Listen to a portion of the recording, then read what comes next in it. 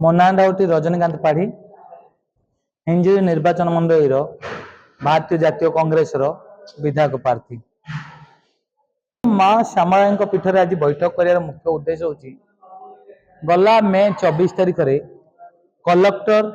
Mines department and excise superintendent को आम लिखित आकार देलु जे एठारे बेआईन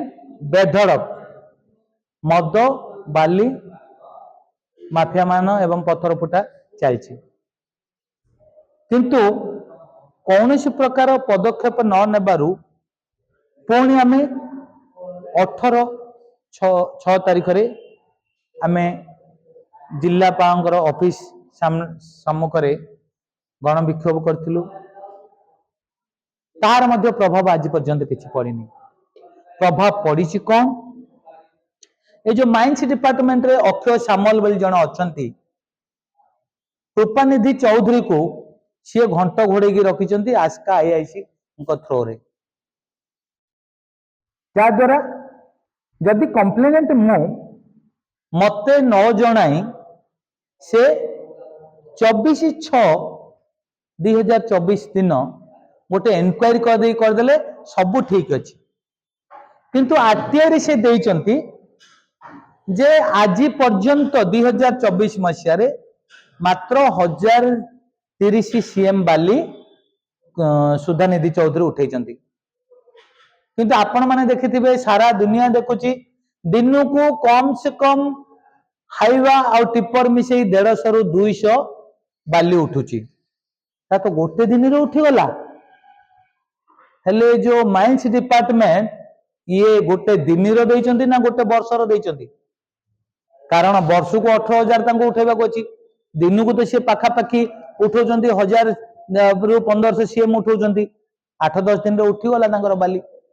हेले ये 6 मास रे करछंती कोन एथरु पूरा क्लियर जे अक्षय सामल एवं आस्का आईआईसी संपूर्ण भावे सुधानिधि चौधरी सहित मिसिकरी अछंती एवं सेमानकटू किछि पाउछंती एथरे किछि नुकेबार नै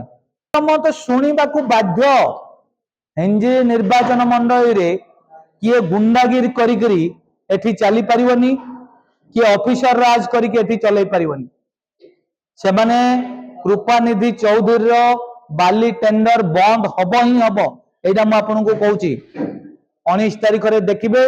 कांग्रेस एठी कोन करूची जे तो तहसील ऑफिस घेराव हबो आसंता 20 तारिख रे देखिबे माइंस ऑफिस सामने रे आमे गण धारणा देबू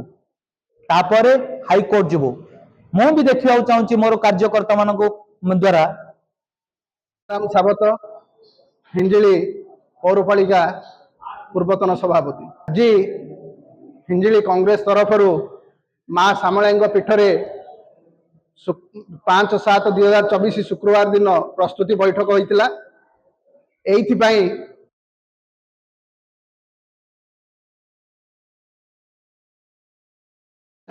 सांगरे ऑफिसर भागुआली बेपार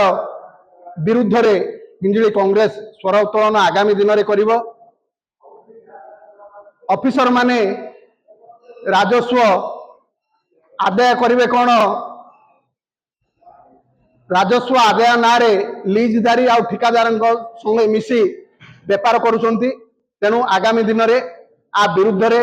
हिंजिली कांग्रेस स्वर उत्तोलन करिवो। लेटेस्ट न्यूज अपडेट पाई www.nowodisha.com को लॉगिन करंतु।